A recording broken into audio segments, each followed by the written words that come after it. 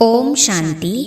भाग्य विधाता इस पुस्तक में आज हम पढ़ेंगे बाबा ने मुझे विद्वान विजय लक्ष्मी कहा। इस विषय पर ब्रह्मा कुमारी विजया बहन जी अपने अनुभव सुनाती है। चलिए आज हम इसे पढ़ते हैं। जिंद हरियाणा से ब्रह्मा कुमारी विजया बहन जी कहती है कि मैं बचपन से ही श्री कृष्ण की भक्ति करती थी।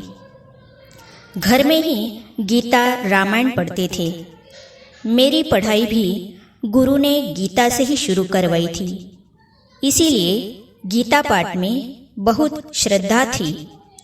श्री कृष्ण जी से मिलने की मन में तीव्र इच्छा थी। प्रार्थना भी करती थी, हे श्री कृष्ण भगवान, मुझे अपने पास बुला लो। आपने मुझे अपनी दुनिया में क्यों नहीं बुलाया, जहाँ आपके अंग संग रहने वाले गोपियों ने इतना अतीन्द्रिय सुख पाया।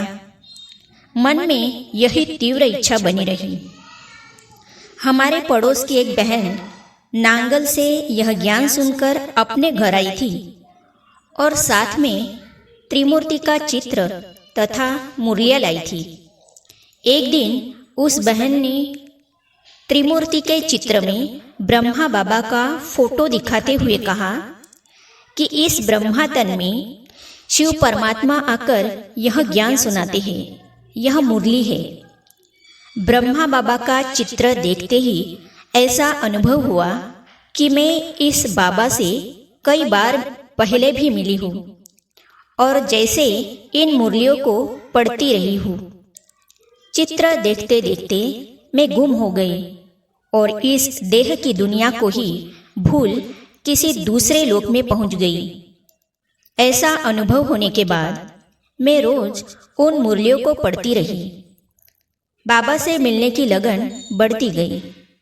कुछ समय के बाद लौकिक माता पिता भी ज्ञान में चलने लगे।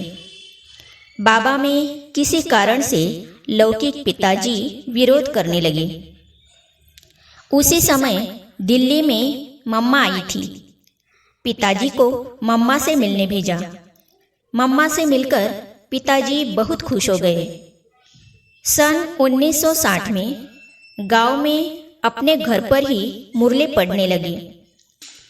जब बाबा दिल्ली में मेजर भाई की कोठी पर आए, तब लौकिक पिताजी के साथ मैं भी बाबा से मिलने गई। बाबा की दृष्टि पड़ते ही बहुत लाइट माइट का अनुभव हुआ।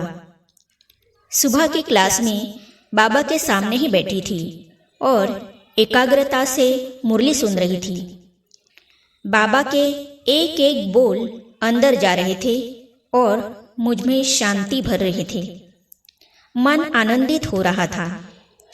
वह दिन कभी नहीं भूलता है और आज भी याद आते ही मन उस आनंद की दुनिया में खो जाता है। फिर हम बाबा से मिलने कमरे में गए। बाबा की गोद में अलौकिक पारलौकिक बाबा के बेहद प्यार का अनुभव हुआ। फिर बाबा की दृष्टि ने वतन में उड़ा दिया।